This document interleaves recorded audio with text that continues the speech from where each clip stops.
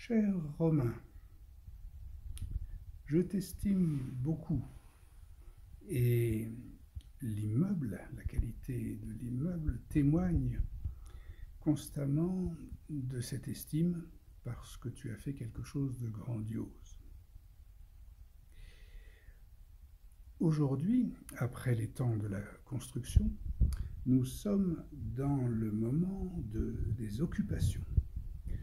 Nous occupons les locaux. Et voilà, alors Suzanne me dit que tu lui as dit, que je t'avais dit, que tu serais bientôt en fauteuil roulant, etc. C'est faux. Ce que je t'ai dit, c'était en réponse à tes angoisses, qui étaient de manquer d'argent.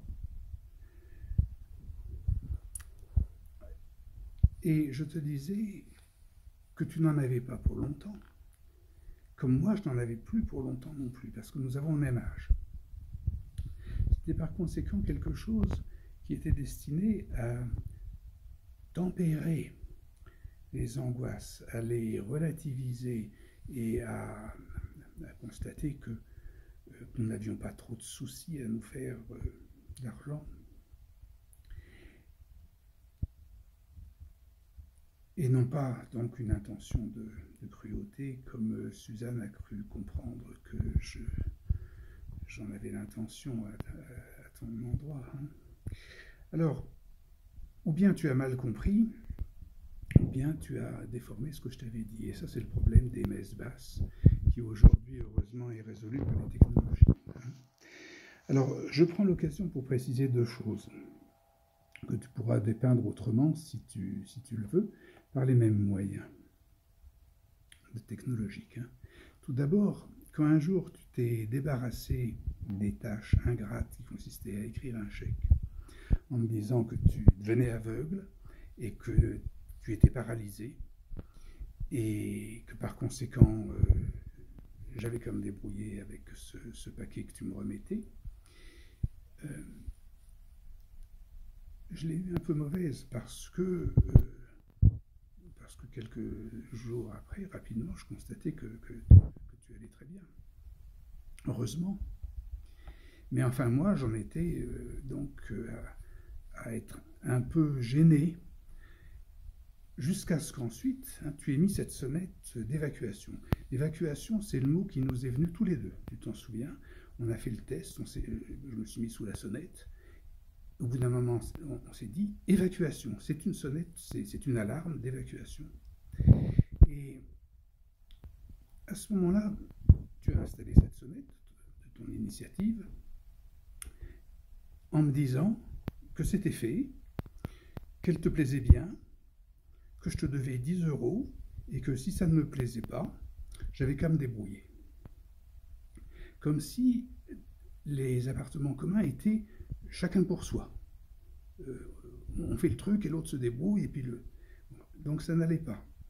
Et c'était certainement, enfin on peut comprendre comme ça, qu'un appel à cette solution qu'on a trouvée aujourd'hui, de faire un syndic de copropriété, parce que c'est quelque chose qui est tout à fait de l'ordre de l'humanité.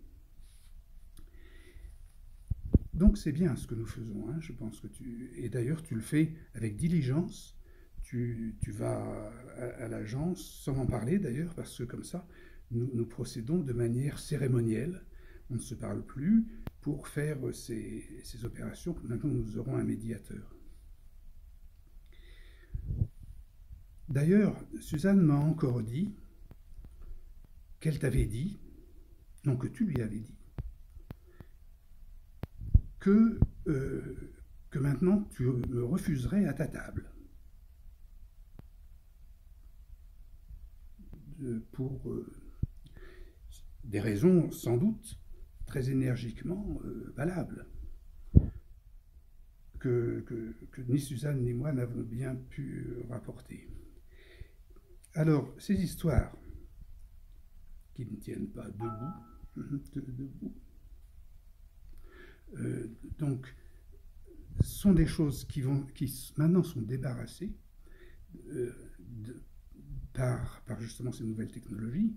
C'est-à-dire que si tu veux bien contester ce que j'ai dit comme élément, hein, et si tu veux bien préciser aussi des griefs que tu aurais à mon endroit, comme ça, par ce moyen, nous avons un excellent média. Et il exprime mon optimisme et mon amitié pour une humanité heureuse.